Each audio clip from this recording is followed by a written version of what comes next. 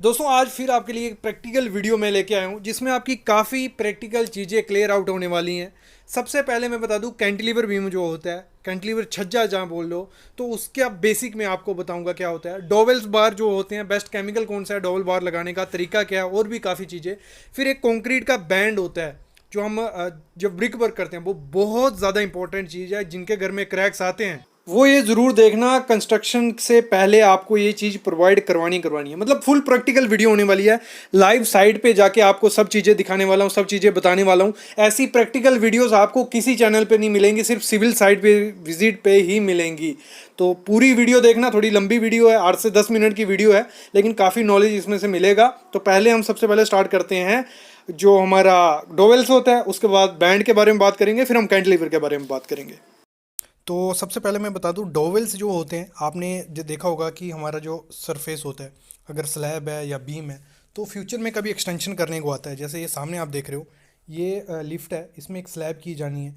तो ये फ्यूचर में स्लैब की जा रही है, तो उसका जो स्टील था, जो बीम का स्टील या स्लैब का स्टील, तो वो वहाँ प्रेजेंट नहीं था। तो उसको नया मतलब ग्राउट करने के लिए, नया सरिया लाने के लिए हम क्या करते हैं, ग्राउटिंग प्रोसेस करते हैं, डोवेल निकालते हैं।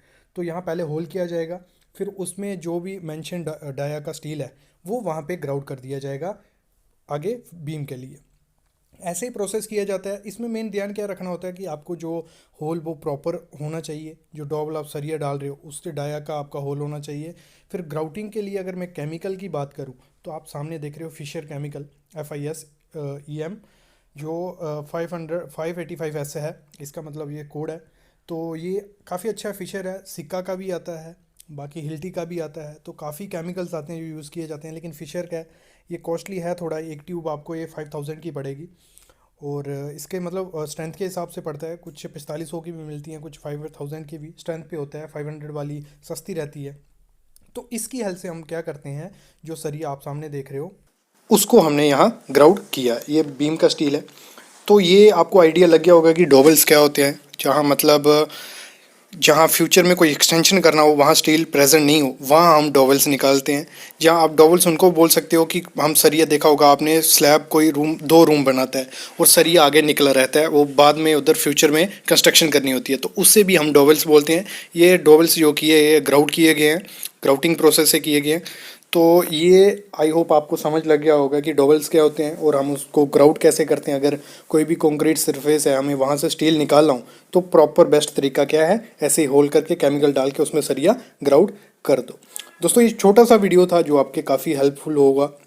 डोवेल का आपको आइडिया हो गया, फिशर केमिकल का आपको आइडिया होगा। आज मैं आपको बताने वाला हूँ जो कंक्रीट का बैंड हम प्रोवाइड करते हैं ब्रिक वर्क में। जब मैंने ब्रिक वर्क की चेकलिस्ट की वीडियो डाली थी, जिन लोगों ने नहीं देखी वो देखो, तो उसी दौरान काफ़ी कमेंट्स आए थे कि सर ये बीच में ब्रिक वर्क तो ठीक है, लेकिन जो बीच में बैंड प्रोवाइड किया कंक्रीट दिख रहा है, ये क्या है, क्यों प्रोवाइड करते हैं। तो आज उसी पे हमारा वीडियो होने वाला है। काफ़ी ज़्यादा इंपॉर्टेंट है और ये प्रोवाइड करना भी चाहिए।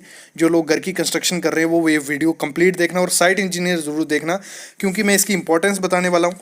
2 रीज़न होते हैं इसके मोस्टली प्रोवाइड करने के। देखो होता क्या है, ऐसे तो हम जो हमारी 9 इंच की दीवार रहती है उसमें हम लिंटल प्रोवाइड करते हैं, लेकिन जो हमारी 5 इंच की या 6 इंच की दीवार रहती है उसमें मैंने मोस्टली देखा है वो डायरेक्ट राइज कर देते हैं, कुछ भी उसमें प्रोवाइड नहीं करते लिंटल विंटल। तो यही चीज़ है, आपको ये प्रोवाइड करनी है। और इसमें काफ़ी लोगों को कन्फ्यूज़न भी हो रहा था कि सर ये DPC यही चीज़ है, या कोपिंग यही चीज़ है, या जो हम कंक्रीट का बैंड बोल रहे हैं ये तीनों एक चीज़ है। नहीं, ऐसा नहीं है। DPC अलग चीज़ है, उसमें मैं वीडियो बना चुका हूँ। DPC हम प्लिंथ के ऊपर करते हैं। कोपिंग हम कहाँ करते हैं, कुछ लोग बोलते हैं इसको भी कोपिंग, लेकिन कोपिंग क्या है, कोपिंग हम वहाँ प्रोवाइड करते हैं जो एक्सपोज्ड एरिया होता है हमारा, जो हमारी बाउंड्री वाल है या कोई भी बिल्डिंग का एक्सपोज एरिया कि पानी उसमें लगेगा, वो ख़राब होगा स्ट्रक्चर, तो इसके लिए हम ऊपर में कंक्रीट का ऐसा ही सेम बैंड प्रोवाइड कर देते हैं, लेकिन उसे हम कोपिंग बोलते हैं। ये कंक्रीट बैंड है, ये अलग चीज़ है। ये किस लिए प्रोवाइड करते हैं, अब इसको लिंटल कंक्रीट बैंड बोल सकते हो, ये एज ए लिंटल ही वर्क करता है। ये हम प्रोवाइड करते हैं जहाँ हमारी पार्टीशन वॉल रहती है, उस पर हम मोस्टली ये प्रोवाइड करते हैं। मतलब अगर 5 इंच की दीवार है या 6 इंच की दीवार है या 10 इंच छोटी दीवारें हैं, तो उसमें हम इसको प्रोवाइड करते हैं। इसका वर्क क्या रहता है, देखो होता क्या है, जब कभी अर्थक्वेक आएगा, तो अर्थक्वेक आने से क्या होगा कि जो स्ट्रक्चर की मूवमेंट होगी, तो उससे क्या है, क्रैक्स आ सकते हैं। अगर दीवार होगी, मतलब आप लगा लो आपके घर की हाइट है 3 से 4 मीटर उसकी हाइट है, तो अगर डायरेक्ट आपने बिना कंक्रीट बैंड प्रोवाइड किए या लिंटल प्रोवाइड किए बना दी तो उसमें क्रैक्स आने के चांसेस काफ़ी ज़्यादा हो जाते हैं। मेन रीज़न ये भी रहता है। आगे मैं इसका ये भी बताऊंगा कि आपको उसमें ग्रेड कौन सा यूज़ करना है और सरिया क्या यूज़ करना है, वो मैं आगे बताता हूँ। पहला रीज़न ये हो गया। दूसरा रीज़न यही हो गया, अर्थक्वेक के साथ ही जुड़ा है, या ऐसे बोल सकते हैं, दो रीज़न से हम इसको बोलेंगे। अर्थक्वेक के दौरान क्रैक्स आएंगे तो वो ऊपर बढ़ जाएंगे और सेटलमेंट के चांसेस काफ़ी ज़्यादा होते हैं घर में या बिल्डिंग में। तो जैसे ही सेटलमेंट हुई नीचे तो इसमें क्रैक क्रिएट हो जाएगा। तो क्रैक अगर पूरी दीवार में पड़ जाएगा वो काफ़ी ज़्यादा डिफेक्टिव हो सकता है घर के स्ट्रक्चर के लिए। तो इसलिए हमने 1 मीटर या 1500 पे हम क्या करते हैं, कंक्रीट बैंड प्रोवाइड करते देते हैं। जैसे आप सामने दीवार देख रहे हो, ये अभी एक्सटेंड होगी तो ये 1500 इसकी हाइट है, तो इसमें हमने कंक्रीट बैंड प्रोवाइड कर दिया। तो होगा क्या, जब नीचे कोई क्रैक आएगा तो क्रैक वो ऊपर नहीं बढ़ पाएगा, मतलब छोटा क्रैक बढ़ता बढ़ता बढ़ जाएगा अगर उसमें कंक्रीट बैंड नहीं होगा। तो लेकिन इसमें क्या होगा, ये क्रैक रुक जाएगा और ऊपर का क्रैक आने के चांसेस कम हो जाएंगे। जैसे मेरी एक वीडियो थी जिसमें मैंने बताया था कि मोस्टली क्रैक जो 3 mm से छोटा होता है या 6 mm से छोटा, वो ठीक है, एक्सेप्टेबल है। लेकिन उससे अगर बड़ा हो जाएगा 10-20 mm का, वो स्ट्रक्चर को काफ़ी नुकसान कर सकता है। अगर लोड बेरिंग स्ट्रक्चर था उसमें काफ़ी ज़्यादा इफेक्ट हो सकता है। तो आपको मतलब जो छोटी दीवार रहेगी आपकी, जैसे आप सामने देख रहे हो, तो आपको इसमें कंक्रीट बैंड प्रोवाइड करना ही करना है, मस्ट प्रोवाइड करना है। 9 इंच की दीवार पे तो हमारा लिंटल बीम आ जाएगा तो उसमें वो कवर अप हो जाएगा, क्योंकि हमारा जो रहता है 2400 पे या 2100 mm पे हम लिंटल प्रोवाइड करते हैं। लेकिन हमारी जो पार्टीशन वॉल है तो उसमें आपको क्या करना है, हर 1500 mm के बाद आपको कंक्रीट का एक बैंड प्रोवाइड कर देना है। इससे क्या होगा, वो प्रोटेक्शन रहेगी वॉल में क्रैक्स के भी लिए भी, और ऐसे भी जब अर्थक्वेक वगैरह आएगा तो उसमें भी वो सेफ्टी बनी रहेगी। अभी हम बात में करते हैं आपकी इसकी हाइट, डेप्थ और विड्थ क्या रखेंगे। तो इसकी हाइट जो आपको डेप्थ रखनी है वो 4 इंच से 6 इंच या 5, मतलब 4 से 5 इंच आपको रखो, ज़्यादा कोई डेप्थ रखने की ज़रूरत नहीं है। और विड्थ आपकी रहेगी, जितनी आपकी दीवार होगी, 5 इंच की है या आपकी 6 इंच की है, जितने की दीवार होगी उतनी आपकी इसकी विड्थ और डेप्थ रहेगी।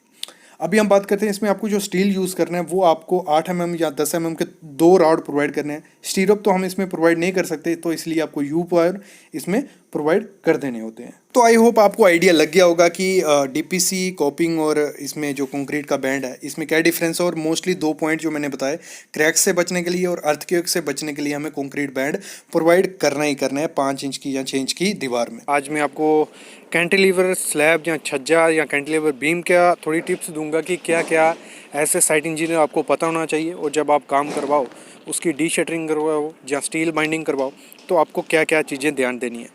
तो सबसे पहले हम बात ही करते हैं कि जो हमारा कैंटिलीवर बीम होता है और जो सिंपली सपोर्टेड बीम है हमारा, तो उनमें डिफरेंस क्या है। देखो, जो हमारा कैंटिलीवर बीम रहेगा उसका टेंशन जोन हमारा ऊपर होता है और कंप्रेशन जोन नीचे रहता है।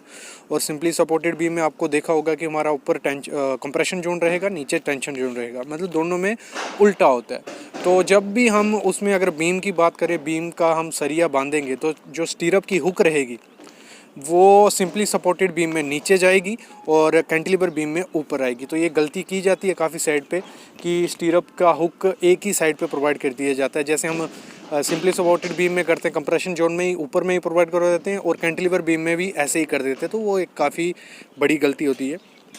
तो आपको हमेशा जो स्टीरअप प्रोवाइड करना है वो हुक इसी हिसाब से प्रोवाइड करनी है। और जो अगर हम बात करें जो हमारा कैंटिलीवर बीम रहेगा, तो उसका जो मैक्सिमम स्टील आएगा जो वो टॉप में आएगा, क्योंकि हमारा टेंशन जोन ही कहाँ है, ऊपर टॉप में है। और जब भी जो भी लोड पड़ेगा तो सबसे पहले डिफ्लेक्शन कहाँ शो करेगा, टॉप में आपको डिफ्लेक्शन देखने को मिलेगी। अगर हम एक एग्जांपल लें कि हमारा एक बीम है, उसमें बॉटम में हमारा 12 का 2 सरिया रहेगा, टॉप में 3 16 का सरिया रहेगा। और ऐसे अगर हम सिंपली सपोर्टेड बीम को देखेंगे तो टॉप में हमारा 2 12 का चले जाएगा और बॉटम में हमारा 3 16 का चले जाएगा। एक एग्जांपल है आपके लिए। और जब भी हम डी शटरिंग करेंगे इसकी, मतलब जो आप जैसे सामने वो कैंटिलीवर स्लैब देख रहे हो, अभी मैं आपको बीम दिखाता हूँ पहले। तो इसमें जब भी डी शटरिंग करनी है, जो प्रॉप्स रहेंगी, सपोर्ट्स रहेंगी, वो कभी भी आपको, जहाँ कॉलम है, इस तरफ हमारा कॉलम है, उस तरफ कैंटिलीवर निकला है, तो आपको हमेशा जो प्रॉप्स निकालना स्टार्ट करनी है वो एंड से निकालनी है, जहाँ कैंटिलीवर का एंड होता है। ये नहीं कि कॉलम के सपोर्ट से आपको उसका टेका या बल्ली जो लगाते हैं हम, वो हमेशा आपको कहाँ से स्टार्ट करनी है, कैंटिलीवर के एंड से। क्योंकि अगर हम कॉलम के साइड से प्रॉप्स निकालना स्टार्ट करेंगे, वो एक as a simply supported beam show करना लग पड़ेगा, मतलब एक सिंपली सपोर्टेड की तरह बिहेव करेगा। और उसको डिज़ाइन हमने किया है कैंटिलीवर की तरह। और अगर ज़्यादा बड़ा बीम हुआ, ज़्यादा लोड हुआ तो वो उसमें क्रैक्स आपको डिफ्लेक्शन शो हो जाएगी। तो ये चीज़ें आपको ध्यान देनी है जब भी आप कैंटिलीवर स्लैब करो या कैंटिलीवर बीम करो। ये सामने कैंटिलीवर स्लैब की एक कास्टिंग हो रही है, तो कंक्रीट के टाइम भी आपको ध्यान देना है कि प्रॉपर नीचे कवर होना चाहिए और ऊपर का रिइंफोर्समेंट जो होगा वो प्रॉपर से प्रोवाइड होना चाहिए। बहुत टॉप एक्स्ट्रा आता है तो टॉप एक्स्ट्रा आपको प्रोवाइड करके ही स्लैब को हमेशा कास्ट करवाना है। तो ये था बेसिक सा वीडियो जो आपको as a civil engineer, site engineer पता होना चाहिए कि कैंटिलीवर बीम कैसे बिहेव करता है, उसका टेंशन जोन कहाँ होता है, कंप्रेशन जोन कहाँ होता है और डी शटरिंग के टाइम आपको क्या ध्यान देना है। बाकी आप एज ए सिविल इंजीनियर आपको तो ड्राइंग के हिसाब से ही काम करवाना है, तो वो चीज़ें आप ड्राइंग के हिसाब से अकॉर्डिंग वैसे ही करवानी है। बाकी जो बेसिक चीज़ें थे मैं आपको क्लियर कर चुका हूँ।